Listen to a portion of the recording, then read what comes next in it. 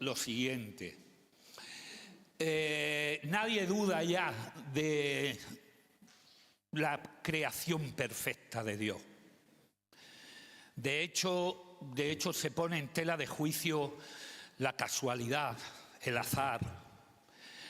En la creación de Dios, en toda la creación no hay azar. Hasta los científicos más inminentes e incluso ateos han estudiado y han llegado a la conclusión que detrás de la creación hay un diseño inteligente. Hay un diseño por un ser que es preexistente, o sea, que existía antes de la creación. Y ahí ya no hay duda. Y ahora uno observa la creación y en lo más microscópico y en lo más macroscópico, lo más pequeño y lo más grande, la creación es perfecta.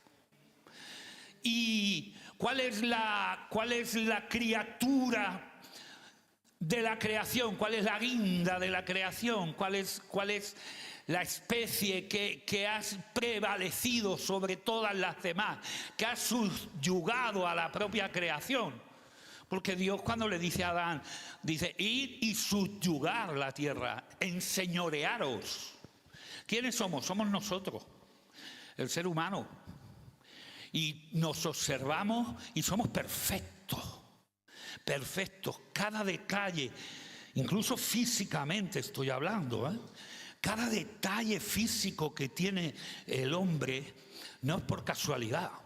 Está creado con la perfección de Dios. Y entonces analizábamos y decíamos, bueno, ¿cómo una persona se da cuenta de que está vivo? Además de la conciencia, que puede ser a través de la conciencia y la voluntad, ¿cómo nos damos cuenta que somos seres vivos? ¿Cómo nos damos cuenta de que estamos en una realidad? Y decíamos, por los sentidos. Dios nos ha dotado de 5 sentidos: vista, oído, olfato y tacto. Y a través de estos sentidos discernimos la realidad, ¿cierto?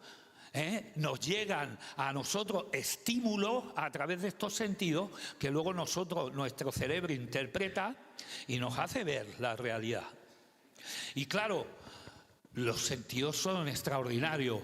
Uno, la vista ve uno una playa, un atardecer y te da una sensación de serenidad, de calma, de paz, de belleza. Contemplas la belleza. Uno escucha la música con el sentido del oído, una buena orquesta bien conjugada con la melodía, y te da una sensación muy placentera. Uno toca algo suave, toca el terciopelo y parece que está tocando el cielo. ¿Y qué digo yo del gusto y del comer? Cuando uno come, nuestros sentidos interpretan la realidad, que nos crean emociones y sentimientos muy placenteros, y es perfecto. Ahora, y entramos en la cuestión, hay circunstancias en la vida que también nuestros sentidos interpretan y que nos producen dolor, que nos producen tristeza, desesperación, angustia, estrés, anticipación, soledad. Y claro, meditando en esto, yo le preguntaba al Señor, bueno, Señor, ¿y no nos podrías haber diseñado quitando esas emociones y dejando nada más que las buenas? Y que a lo mejor, bueno, pues tuviera una circunstancia muy complicada en mi vida, pero yo no sintiera sensaciones negativas. tuviera una desgracia en mi familia y yo la asumiera como tal, pero no sintiera desolación, no sintiera tristeza, no sintiera amargura. Porque eso es una emoción producida por los estímulos, pero creada por Dios.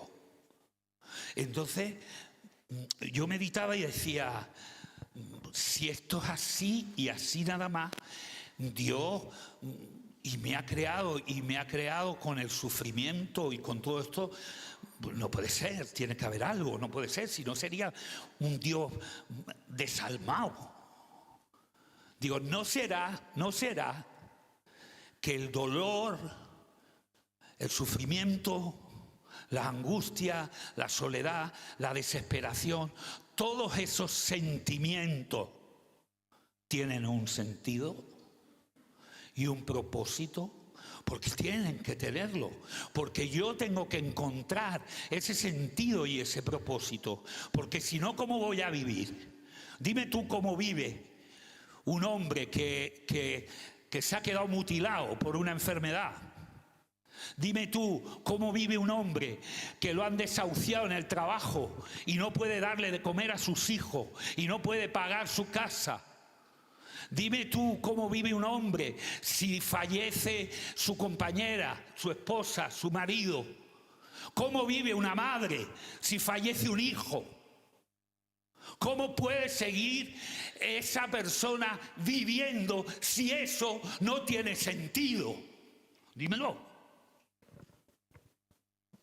Se hunde en la mayor de las desesperaciones. Se hunde, a lo mejor tú no tienes ninguno de esos casos, pero a lo mejor tienes, que es muy común, tienes el caso del sinsentido. O sea, que es que tu vida tiene un vacío, tiene una insatisfacción, tiene un sinsentido que te provoca una soledad, aunque estés rodeado de gente, un hastío, porque no encuentras sentido a tu vida. Entonces coge uno y busca, y busca, y busca, y empieza a correr, y empieza a correr, y empieza a correr. Y claro, te caes y te metes en sitios donde va a destrozar tu vida, y te metes en hábitos donde te va a esclavizar, te va a engañar, prometiéndote que te va a dar ese sentido.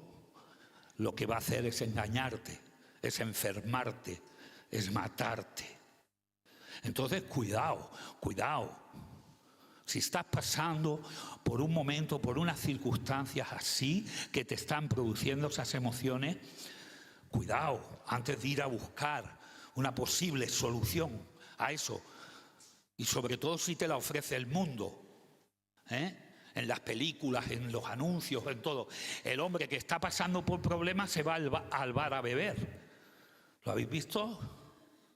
Situaciones estresantes de esto, al bar, a beber. Como si eso fuera una solución. Ahora, los cristianos evidentemente no somos así, o no debemos serlo.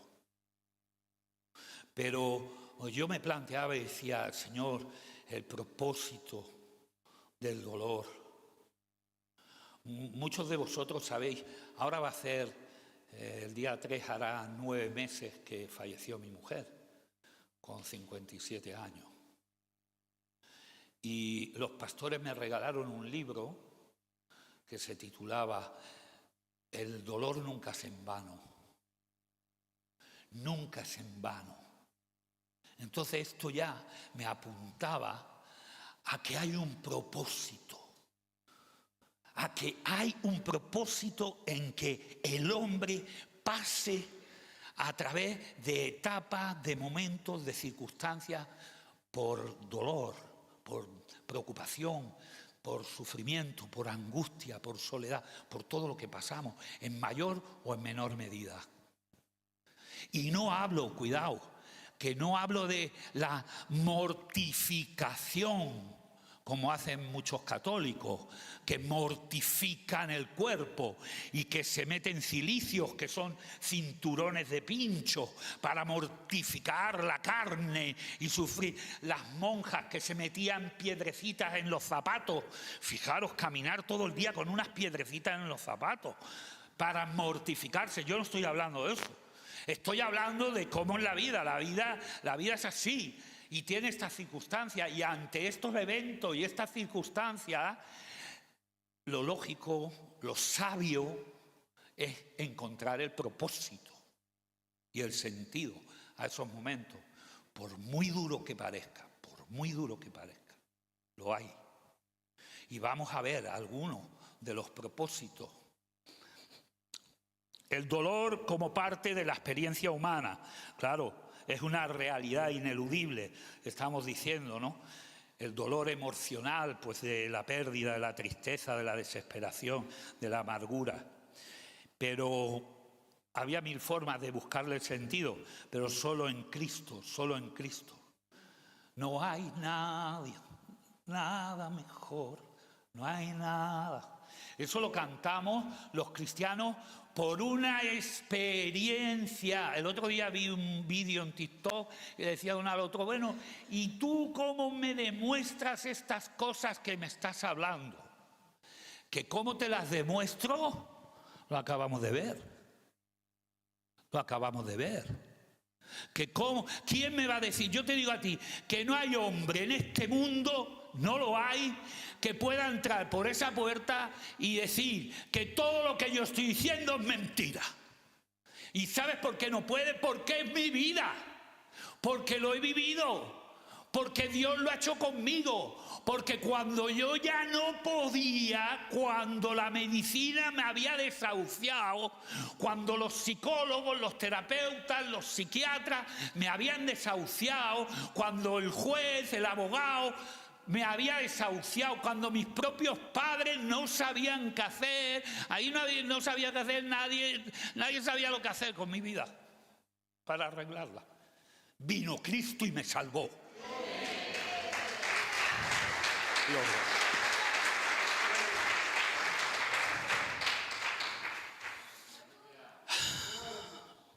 Y ahí es donde encontramos la esperanza, ¿no?, que nos sostiene.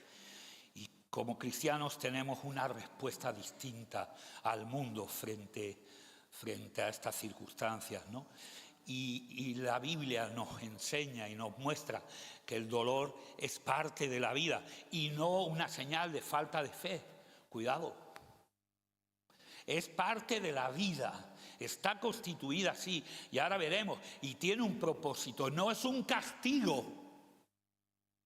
Ahora Dios me ha castigado con esto, me ha mandado esta enfermedad. No, perdona, está equivocado. Estás totalmente equivocado. No, hijo, es que la vida es así. Decía Joan Manuel Serrat en una canción, una frase que me gusta mucho. Dice, nunca es triste la verdad, lo que no tiene remedio. Quiero decir, él está diciendo que esto es como es. Y ya está, y no hay vuelta de hoja, la vida es así. Tampoco quieras encontrarle más. Tiene sus cosas placenteras y tiene este tipo de circunstancias, ¿no? Y ahí Dios permite o no permite, interviene o no interviene, pero desde luego no te lo manda Él, es la propia vida. Entonces, también en muchas ocasiones sí, esas circunstancias son consecuencias de nuestros actos. Por eso, ahora un poquito más adelante, te voy a decir lo que trae, y trae sabiduría, y trae conocimiento. La relación con Dios trae sabiduría y trae conocimiento, precisamente para la consecuencia de nuestros actos, que tus actos no te vayan a meter en una situación de dolor, de sufrimiento, de soledad, y luego culpes a Dios, porque Dios me ha... No, perdona, han sido tus actos. Y ha sido porque no has seguido el sabio consejo, ¿no? Y luego también me gustaría que diferenciáramos también lo que es un dolor. El dolor tiene un duelo, O sea, tiene un tiempo. Lo otro es victimismo. O sea, yo no puedo pasarme toda la vida alargando el dolor que me produjo una situación hace 10 años.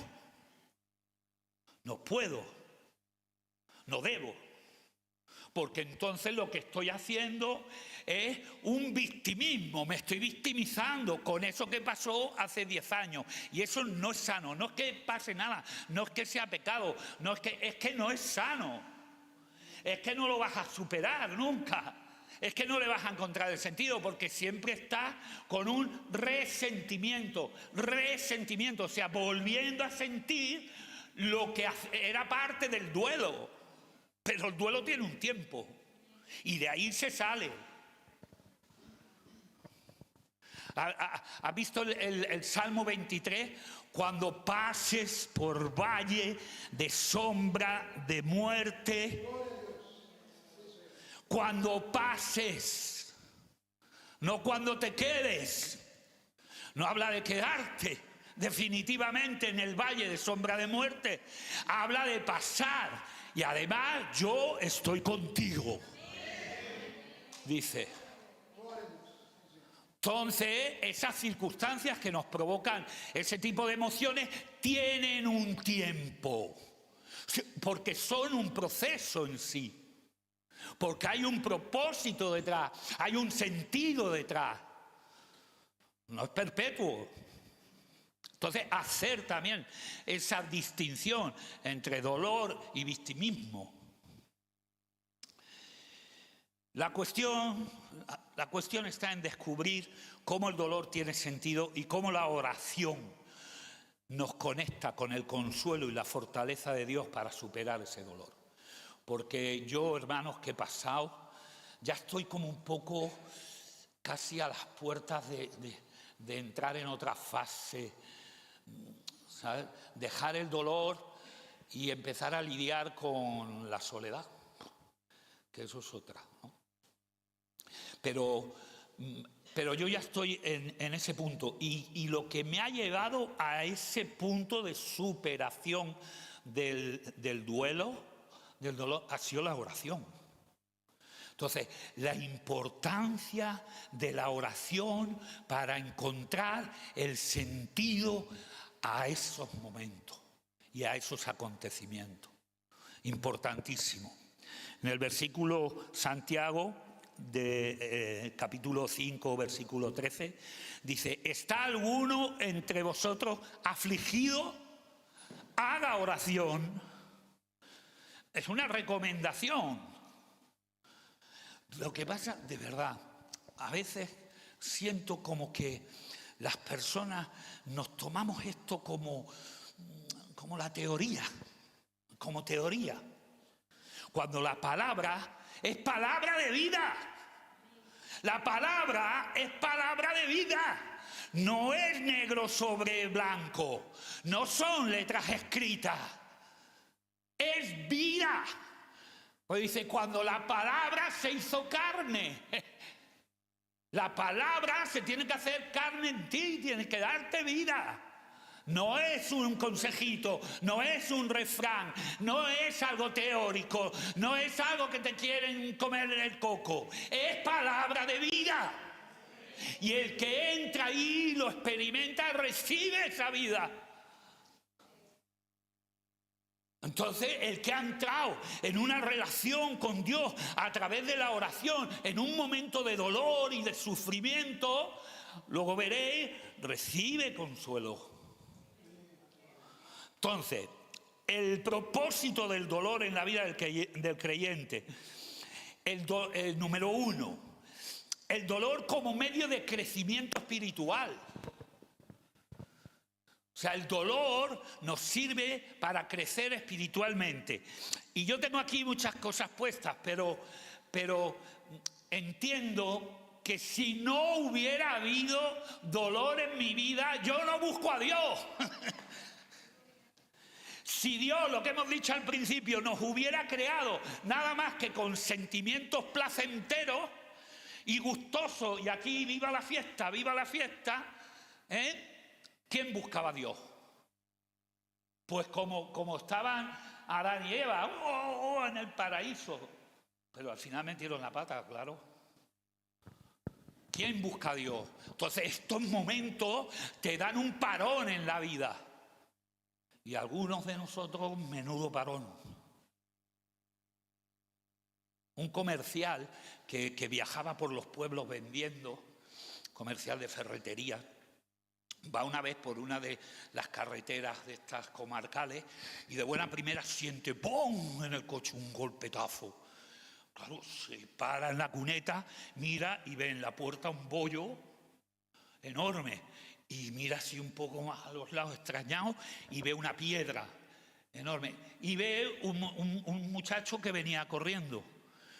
Y le dice, muchacho, ¿tú estás loco? ¿Cómo me golpeas el coche así, con la piedra para haberme matado? Y dice, señor, disculpe, pero es que estaba paseando con mi hermano, que es inválido, y nos hemos caído a una zanja y no puedo sacarlo. Y nadie paraba el coche. Y me he visto obligado a esto. Muchas veces Dios tiene que pararnos. Muchas veces en el camino. Y yo creo, fíjate lo que creo que a todo el mundo hay un momento en la vida en que Dios se le manifiesta claramente. Pero generalmente tiene que ser con un parón en su vida. ¿Cierto? ¿Para qué? Para crecimiento espiritual. En este punto diría yo, para despertar espiritual, para que haya un despertar espiritual. Y entonces estas situaciones y estas dificultades nos ayudan a esperar en Dios, a confiar en Dios, porque su tiempo es perfecto. Yo quisiera que se me pasara este dolor ya, pero tiene su tiempo. Tú quisieras también que se pasara tu situación. Los chicos quisieran que se pasara ya la situación de su programa, del proceso, que es durísimo. El otro día nos abandonó un chico diciendo, es que yo no puedo con esto.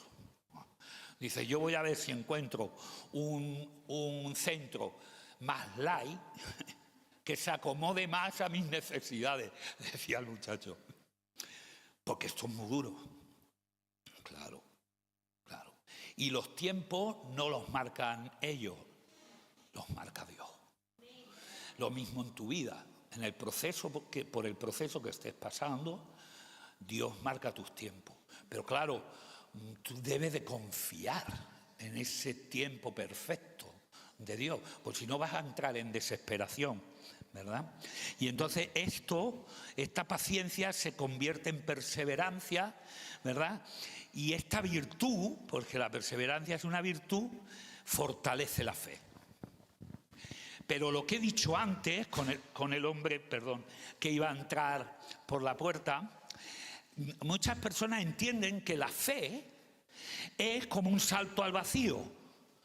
Bueno, me lo voy a creer al vacío y que pase lo que pase. No es del todo así. No es del todo así. Porque el creyente tiene una experiencia ya, tiene un bagaje ya, que va fortaleciendo la fe. Entonces, cuando llegan unas circunstancias de esas, ha comprobado en otras circunstancias pasadas que Dios es Dios, que Dios consuela, que Dios fortalece, que al final es para tu bien. Que al final, menos mal que me pasó eso, porque si no, no estaría donde estoy ahora. Y con esa experiencia de fe, ahora el salto no es al vacío. Puede haber duda, pero no es al vacío, porque a mí nadie me quitará la experiencia que llevo. Nadie de salvación. Pero me seguirá creciendo la perseverancia, la paciencia y con ella la virtud y la fe. yo las pruebas que le llamamos muchas veces, las pruebas del Señor, las pruebas del Señor. Y a mí se me venía la idea de el periodo de prueba en un contrato de trabajo, ¿verdad? Nadie se quejaría, y menos hoy en día, de que tu contrato de trabajo tuviera un mes de prueba, ¿verdad? Nadie. Porque claro, el empresario quiere saber. Y quiere saber si tú vas a estar capacitado para desempeñar el trabajo que te va a encomendar. ¿Lo entiendes? Y te pone un periodo de prueba. Si no lo pasas, pues el Señor te va a poner otro. Que no lo pasas, te va a poner otro. Que no lo pasas, te van a... Porque el Señor tiene un propósito con tu vida. ¿Comprende? Pero tienes que pasar el mes de prueba. Tienes que pasar la prueba. Así es como lo entiendo yo. Y entonces le digo, Señor, lo voy a pasar con sobresaliente. Esta prueba que tú has puesto en mi vida, con sobresaliente. Y yo, a las 2 semanas de fallecer mi mujer, estaba dando terapia. Con excelencia. Claro, porque yo quiero ser aprobado y yo quiero desempeñar lo que Dios tenga para mi vida y con excelencia y que no me echen para atrás.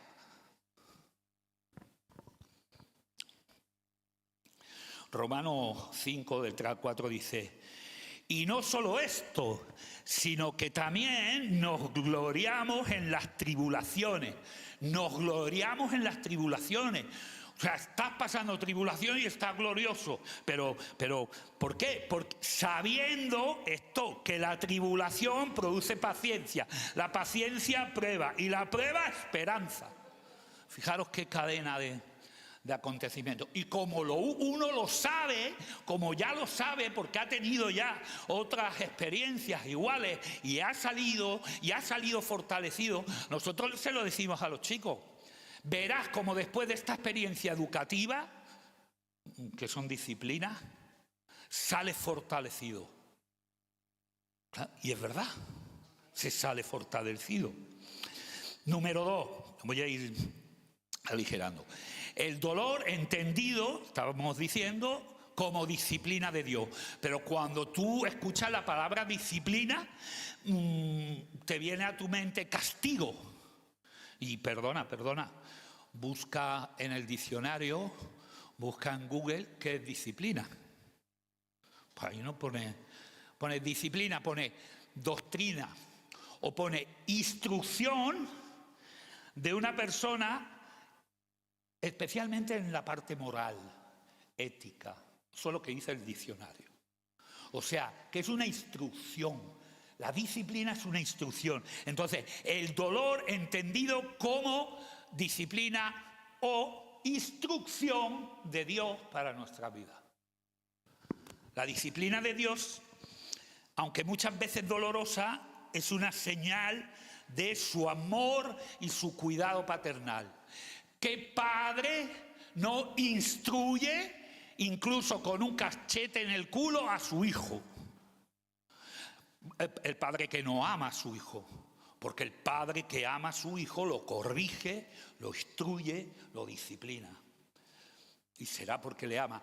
Y está contrastado, o sea, los psicólogos nos dicen que los niños que han tenido menos disciplina, hombre, siempre razonablemente, sin pasar la línea del maltrato y de la violencia, que esos son otros casos, sino la instrucción, la enseñanza, la educación de los niños. Los niños que han tenido menos referencia paterna y materna en cuanto al castigo, a la disciplina, salen peor, tienen faltas emocionales, tienen carencias emocionales. Y el niño que ha estado sometido a preocupación de los padres, venga, los deberes, esto, lo otro, que llegues a tu hora a casa, que no sé qué, que no sé cuánto, pues entonces hoy no sales, esto, lo otro. Disciplina e instrucción son los que más se sienten amados por los padres. Porque es así, porque lo ha instaurado Dios. así. Entonces, el propósito hemos dicho que es como crecimiento espiritual y como instrucción para conducirnos en la vida, ¿correcto? Dios permite el sufrimiento para corregirnos y guiarnos hacia una vida más justa. Esta disciplina nos enseña obediencia, nos ayuda a alinear nuestras vidas con su voluntad. Pues si no vamos descarriados. ¿Os acordáis cuando Sansón se metió en líos, cuando subían de ver a la chiquilla esta y que a la bajada mata al león y a la subida es cuando se mete en lío? Porque va a ir a ver el león muerto y ve que hay un panal de abejas de miel y claro, él no podía tocar como era Esenio, iba a decir, nazareo, no podía tocar muerto, no podía... Pero él ve el panal y le gusta. Claro, es que la miel está muy buena. Y mete la mano y comete el pecado. Pero dice, que es a lo que voy, se separó del camino. Dice la palabra. Cuando iba con los padres volviendo, dice entonces Sansón se separó del camino y cometió pecado. Entonces, para todo eso, el Señor nos instruye, nos disciplina, para que no te separes del camino, no cometas pecado y no entres en esclavitud, enfermedad y perdición. Aprendemos a confiar más en Dios, más profundamente y sobre todo a depender, ¿sabes? A depender de Dios, porque el ser humano no tiene control de los acontecimientos, no tiene control de la vida, no tiene control del mundo. Fíjate ahora que hemos hablado de Venezuela, no pueden hacer nada ni siquiera los propios venezolanos, porque hay cosas que se nos escapan al control, una enfermedad, dice, porque Hebreos 12:6, porque el Señor al que ama disciplina. Entonces, cuando uno va entendiendo todo esto, uno va confiando, uno va abandonándose en las manos de Dios, ¿verdad? Y por tercero, dice que el dolor purifica y santifica. El dolor y las pruebas actúan como el fuego purificador, ¿vale?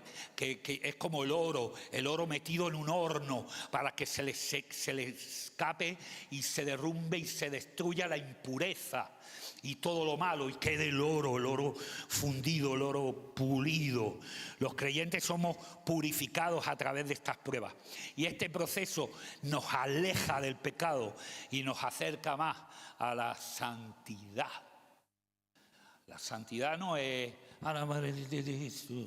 amén, el San Antonio de Padua, ni nada de esto.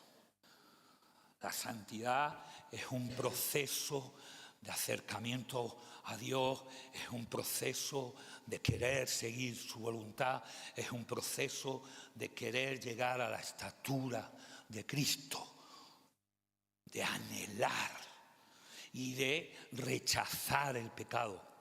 Pero es que hay que ser inteligente, porque el pecado hay que rechazarlo por propia supervivencia.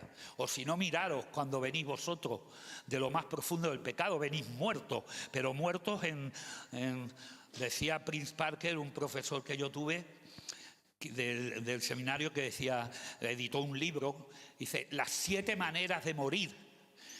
Y él identificó 7 maneras de morir. Pues las 7 más una traía ahí. Muerto el pecado. Muerto, entonces, incluso por supervivencia hay que huir del pecado y hay que buscar la santidad. Pero viene a través de esto. Esto es lo que te para el coche como al del inválido. Te hace parar en esa carrera alocada, ¿verdad? Hasta que todos lleguemos, dice Efesios 4:13, todos lleguemos a la unidad de la fe, del conocimiento del Hijo de Dios, a un varón perfecto, a la medida de la estatura de la plenitud de Cristo. Bueno, eso será seguramente cuando nos vayamos con Él. Pero ese es nuestro anhelo. Ese es nuestro anhelo. Llegar a esa estatura, llegar a esa medida. Ese es nuestro modelo de hombre, modelo de persona. Hombre digo en genérico, hombre y mujer. Modelo de persona. ¿Quién va a ser mi modelo de persona en esta sociedad? ¿A quién pongo yo? ¿A Calvin Klein? ¿A Friedrich Nietzsche? ¿A quién? ¿A Gandhi? ¿A quién ponemos? ¿A Pedro Sánchez? ¿A quién? ¿A Camarón de la Isla? ¿A quién pongo? ¿A quién pongo como ejemplo de persona? ¿Quién me marca a mí la altura a la que mi ser quiere crecer y quiere parecerse? ¿Quién? ¿Al filósofo de turno? ¿Al jogging? ¿A quién? Sino a Cristo, el varón perfecto. Esa es mi estatura, ese es mi ejemplo. A ese es al que quiero yo parecerme. Y es atravesando todo esto. Ahora, 2 puntitos muy cortos. La oración, decíamos, como respuesta al dolor. ¿Y qué nos trae la oración? Cuando uno entra en oración, en esos momentos, mira que cuesta orar, ¿eh? Yo no sé a vosotros, pero a mí me cuesta un montón. Aún necesitándolo, aún habiendo experimentado los beneficios de la oración. Cuesta mucho, cuesta mucho. Yo cuando evangelizaba, discipulaba a mi hija la mayor y a su madre, y yo le decía, mira, ya habían entendido un poquito, pero ellas mismas me habían preguntado, yo les había contado, y yo les decía, mira, cuando te levantes por la mañana, vas al servicio, pues si no, no te puedes concentrar, y ahora vuelves, te sientas en la cama y dedicas 3 minutos a hablar con Dios. Ponerle tus inquietudes, ponerle lo que te preocupa, darle gracias, hablar un poquito con Él. E incluso muchas veces escuchar qué te dice. Señor, háblame. Señor, dime ante esta situación, ¿qué debo hacer? 3 minutos. Digo, y en varios meses tu vida ha cambiado. ¿Quieres hacer la prueba? ¿Queréis hacer la prueba? 3 minutos de reloj. Tu vida cambia. Fíjate el poder que tiene la oración. Entonces, en estas circunstancias de dolor y de sacrificio, ¿qué nos trae? Y además no son cosas ilógicas, no son cosas que no se pueden palpar, no son cosas teóricas, estábamos diciendo, son cosas prácticas, son cosas que tú vas a experimentar. Es como cuando oras para que te conceda perdonar a una persona que te ha hecho mucho daño. Dices, Señor, por favor, concédeme que yo pueda pedir perdón porque tengo rencor, tengo odio, tengo dolor hacia esa persona. Señor, concédeme. Y estás ahí pidiendo, y cuando llega el tiempo, algo en el corazón te hace... Y ya no tienes ese... y lo has perdonado. O sea que de lo que estamos hablando son de cosas son de cosas reales, son experiencias reales y palpables que intervienen luego en tu vida, en tu desenlace, en tus circunstancias, en cómo te comportas, en cómo te relacionas.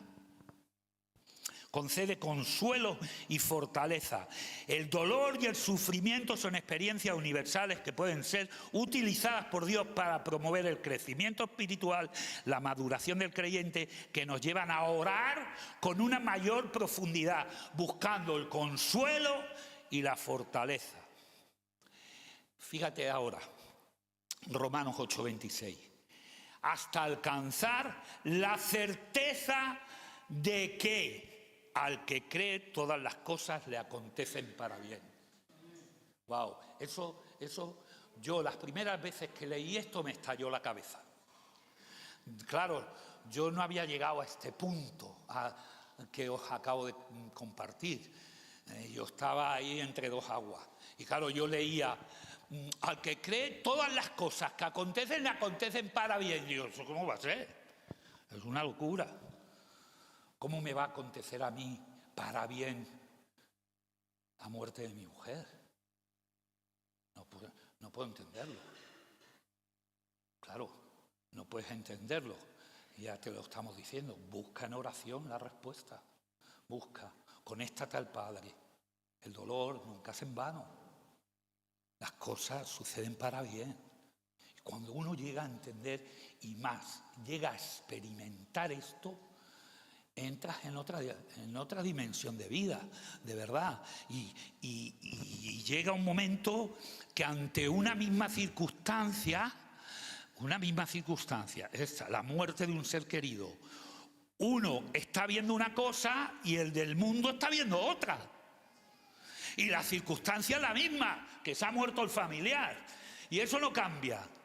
Y aquí estamos viendo propósito, estamos viendo crecimiento. Entro en un tiempo de oración, de búsqueda del Señor para encontrar fortaleza, para encontrar confianza, para encontrar respuesta. Y el otro está maldiciendo y está desesperándose y está angustiado y está triste y va a alargar ese dolor infinitamente. Y es lo mismo. O sea, ¿cómo cambia la percepción, decíamos al principio, ¿no?, de los sentidos?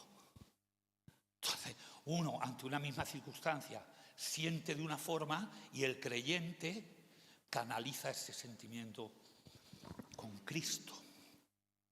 Concede consuelo y fortaleza, dice a través de la oración, ¿no? Acercaos a Dios y Él se acercará a vosotros. Santiago 4:8. Dios no miente, Dios no es hombre para mentir, ni para arrepentirse. Acércate a Él y Él se acercará a ti. Y entonces trae consuelo y fortaleza y trae lo último, trae sanación. La oración sana el dolor, sana las heridas, sana la soledad, sana la desesperación, el vacío, la incomprensión, la sinrazón. Claro, porque en la vida sin Cristo, sin conexión, sin pertenencia, sin propósito, tú me dirás. Y yo decía a los chicos, ¿y quién responde a las tres grandes preguntas del ser humano? A los grandes misterios del ser humano. ¿Quién soy? ¿De dónde vengo? ¿Qué hago aquí? ¿Y a dónde voy? ¿Eso quién te lo responde? Fernando de Roja, el psiquiatra este tan afamado. ¿Quién te responde a eso? ¿Quién va a sanar esa herida de incomprensión, de desánimo, de sinrazón, que te hace estar buscando y buscando y buscando incesantemente? ¿Quién lo va a sanar si no Cristo y su Espíritu Santo? ¿A través de qué? De acercarnos a Él. ¿Cómo? Con la oración. Wow. Yo llegué a una conclusión, ¿no? Porque mi vida de joven fue un correr, como habéis visto las gallinas cuando le cortan la cabeza, salen corriendo, sin cabeza. Hay unos segundos en los que salen corriendo. Bueno, pues yo en vez de unos segundos tuve 10 años corriendo sin cabeza. Pero ¿sabes por qué corría? Porque yo sabía que el tiempo era limitado para el ser humano y entonces quería aprovechar el tiempo. Quería consumir y parecía que se me escapaban cosas, que se me escapaba el tiempo. Entonces llegaba a un concierto de música, por ejemplo, de joven, esto, lo otro, y cuando llevaba 20 minutos decía, vámonos a hacer otra cosa. Pero espérate, si todavía, vámonos. Tenía un desasosiego dentro, como para, no sé, qué es lo que pretendía, iba sin cabeza, no lo sé. Pero cuando tuve un encuentro personal con Cristo, cuando el Espíritu Santo vino a mi vida y reveló las verdades inamovibles, inerrantes, o sea que no tienen error, las busques por donde quieras buscarlas, son inerrantes, son inamovibles. Cuando esas verdades vinieron a mi vida, yo entendí que yo era eterno. Y entonces dejé de correr. ¿Para qué? Si soy eterno, ¿cierto? Si la vida no se me va a acabar. Y entonces llegó a mí el descanso, la paz. Esa paz que sobrepasa todo entendimiento, que es la paz que viene del cielo. Con ese descanso de saber que yo soy su hijo, que Él es mi Padre, que me ama, que me ha adoptado y que soy eterno. Muy bien. Mi alma, mi corazón, mis emociones están sanadas. Muy bien. Vamos a orar. Vamos a orar, vamos a pedirle al Señor que nos dé esa gracia, que nos dé esa fortaleza. Padre, en el nombre de Cristo, oramos, Señor, oramos y clamamos y levantamos una voz, Padre, para que tú traigas ese consuelo a cada vida. Tú conoces los corazones de cada una de las personas que hay aquí. Conoces dolores que llevan años, Señor, años clavados en nuestros corazones, Dios mío, y no hay manera humana de quitarse ese dolor, Señor. Padre, en el nombre de Cristo, yo clamo, Señor, para que tu paz, la paz del cielo, venga sobre nosotros, para que tu Espíritu Santo, Señor, nos revele las verdades de la vida, Señor, nos ancle en ti, nos dé esa paternidad, esa pertenencia a ti, Padre. Te pedimos que nos ayudes a entender tus propósitos en nuestra vida, Señor. ¿Para qué nos estás preparando? Padre, la puerta que tú abras es por la que yo voy a entrar, sin reservas, Señor. Yo, Padre, hago una invitación a todo aquel que quiera entregar hoy tu vida a Cristo, que quiera entregar su dolor, Señor, su desgracia, sus circunstancias, su soledad, su enfermedad, Señor, que la lleve a ti, Padre, que te la entregue a ti, Señor, oh, a tu poder, Padre, en el nombre del Padre, del Hijo y del Espíritu Santo. Amén, amén y amén. Aleluya. ¿Alguien le puede dar un aplauso a Cristo?